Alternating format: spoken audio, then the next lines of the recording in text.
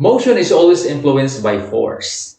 The relation between motion and force was first discovered by Sir Isaac Newton. His discoveries were summarized in the three laws of motion, which is also known as Newton's laws of motion. In this lesson, we will be describing the different laws of motion and identify examples of these laws of motion in the world around us. The first law of motion is the law of inertia. When you pull the book at the bottom of the pile of books, the rest of the books remain in the vertical stack. The only book that really moved horizontally was the one you pulled out. You have observed the inertia of an object at rest. The word inertia comes from the Latin word iners, meaning idle. Inertia is the tendency of an object to resist any change in motion. An object at rest or an object in motion is under the influence of inertia. The law of inertia states that an object at rest stays at rest until an outside force causes it to move, or an object in motion continues to move in the same direction until a force stops it or changes its direction. This is Newton's first law of motion. Objects at rest.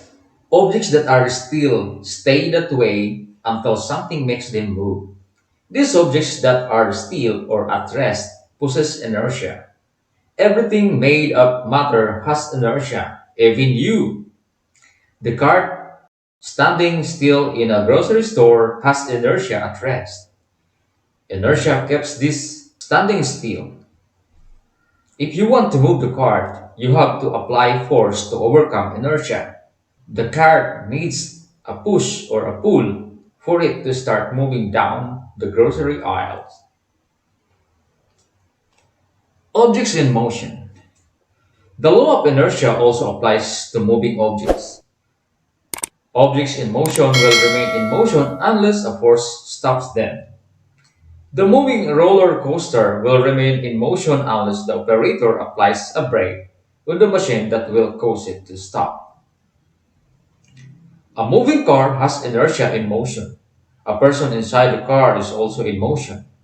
When the car suddenly stops, our bodies move forward. If the person does not wear a seatbelt, he or she could be thrown forward.